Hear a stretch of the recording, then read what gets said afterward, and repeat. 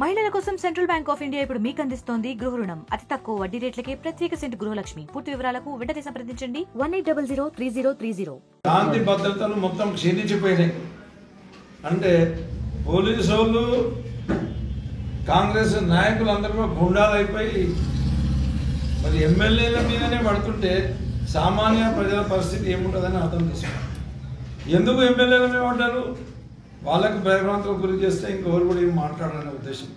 కౌశిక్ రెడ్డి గారు ఏం తప్పు మాట్లాడిండని, కౌశిక్ రెడ్డి గారు ప్రజాస్వామ్యం కాపాడాలి.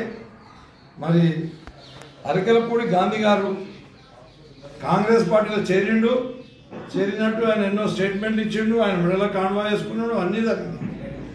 ఆయన టీఆర్ఎస్ పార్టీ వ్యక్తి కాదు, ఆయన కాంగ్రెస్ పార్టీలో చేరిండు అని చెప్పేసి కౌశిక్ రెడ్డి గారు ప్రకటించారు. ఈ మధ్యనే హైకోర్టు ఇచ్చిన తీర్పు, వీళ్ళ మీద 4 వారాల లోపల చర్య తీసుకోవాలి, లేకపోతే మీ పైన యాక్షన్ తీసుకుంటారంటే ఆయన అరకెలపూడి గాంధీ భయభ్రాంతులకు గురై నేను ఇంకా టీఆర్ఎస్ పార్టీలో కొనసాగుతున్నా, నేను ఆపోజిషన్లో కాంగ్రెస్లో చేరలేదు, ఆపోజిషన్లో ఉన్నా అని చెప్పేసి మాట్లాడితే అది తప్పు అని నిరూపించి మాట్లాడిన కౌశిక్ రెడ్డి మీద ఈరోజు తెలంగాణ కాంగ్రెస్ ప్రభుత్వం రేవంత్ రెడ్డి గారు ముఖ్యమంత్రి గారి నాయకత్వంలో ఈరోజు కౌశిక్ రెడ్డి గారి పైన అరకెలపూడి గాంధీ ద్వారా ఆయన ఇంటి నుంచి ఎస్కాట్ ఇచ్చి జనాలను తీసుకొని వచ్చేసి మన కౌశిక్ రెడ్డి మీద దాడి చేయడం జరిగింది. దీన్ని నేను తీవ్రంగా ఖండిస్తున్నాం. మరి ఎక్కడి నుంచో ఆంధ్ర నుంచి వచ్చిన ఎమ్మెల్యే అయినా మనం స్వాగతిస్తున్నాం, అందరం కలిసి ఉందాం. రాష్ట్రాలు వేరైనా అందరం తెలుగు వాళ్ళం అంత ఒకటే అని మేము టీఆర్ఎస్ పార్టీ గౌరవిస్తున్నాం. కానీ ఇప్పుడు మాట్లాడవలసి వస్తుంది, వాళ్ళు చేసిన చర్యల మూలంగా మాట్లాడవలసి వస్తుంది. మీరు ఆంధ్రాకి వెళ్ళి వచ్చి మా మీద దౌర్జన్యం చేస్తే మేము అనుకుంటే మీరు ఉంటారా?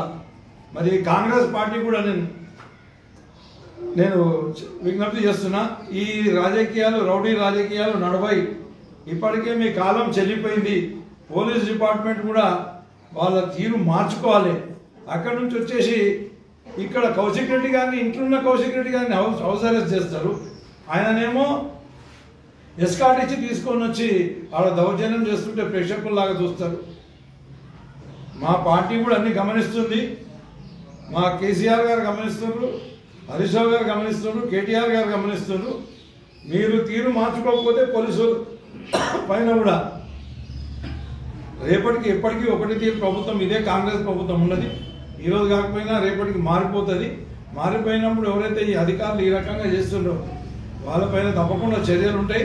వాళ్ళు ఇప్పటికైనా పద్ధతి మార్చుకొని చట్టబద్ధంగా ఈ ఎవరైతే దోషులు ఉన్నారో ఇంక్లూడింగ్ అరకెలపూడి గాంధీ గారిని కూడా వాళ్ళపైన కేసు కట్టి వాళ్ళని శిక్షించాలని చెప్పేసి మరి నేను డిమాండ్ చేస్తున్నా. మరి టీఆర్ఎస్ పార్టీ మొత్తం కూడా మా కౌశిక్ రెడ్డి గారికి కూడా అండదండం ఉంటుందని చెప్పేసి కౌశిక్ రెడ్డి గారు మా పార్టీ తరఫు నుంచి గట్టిగా మాట్లాడుతున్నారు కాబట్టి అట్లా మాట్లాడే గొంతులను నొక్కుదామని ప్రయత్నం చేస్తున్నారు. ఆయన కూడా కౌశిక్ రెడ్డి కూడా ఏం తక్కువ మనిషి కాదు, ఆయన పెద్ద పుల్లే ఉన్నాడు, ఎంతమందినైనా ఎదుర్కొనే శక్తి ఉన్నది. కాబట్టి ఆయన బయటకు వస్తే వాళ్ళ పని గోయిందవుతుందనే ఆయన లోపల ఉంచారు. కానీ ఎన్ని రోజులైనా సరే పులి బంధిస్తే బయటకు వచ్చిన తర్వాత తన పులి తన పని చూపిస్తారు.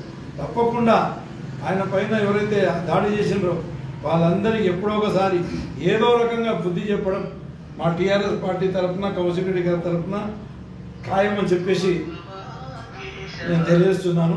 మరి ఇప్పటికైనా కాంగ్రెస్ పార్టీ రేవంత్ రెడ్డి గారు ఈ దౌర్జన్యాలు, రౌడిజం, గుండాయిజం అన్నీ మానుకొని ప్రజా సంక్షేమం కొరకని, ప్రజా మేలు కొరకని పనిచేయాలని చెప్పేసి మీరు ఇచ్చిన హామీలన్నీ నిలబెట్టుకోవాలి. మీ హామీల గురించి ప్రశ్నిస్తున్నామంటే ఈరోజు మేము ప్రశ్నిస్తున్నాం, మమ్మల్ని నోరు నొక్కుదామని ప్రయత్నం చేసినా మేమైతే ఊరుకునే ప్రసక్తి లేదు.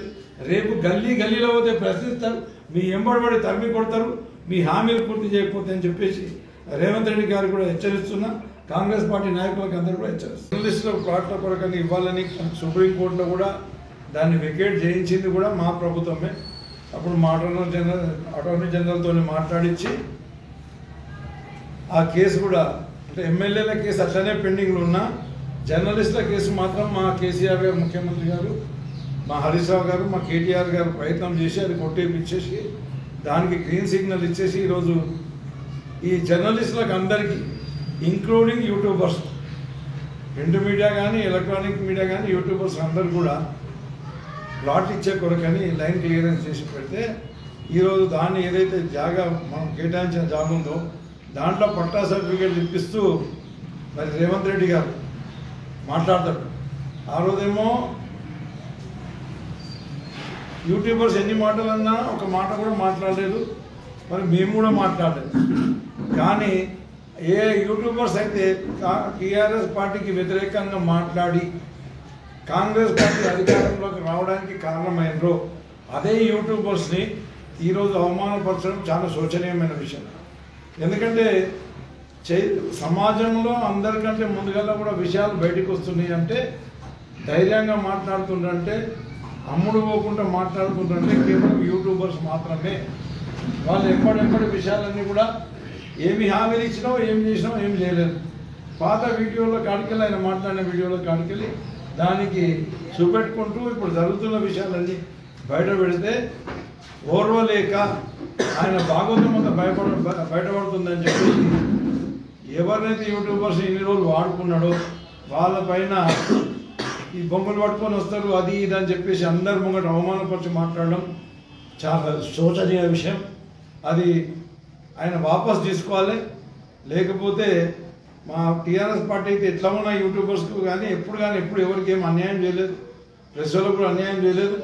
వాళ్ళకి అండదండగా మేము ఉంటాం.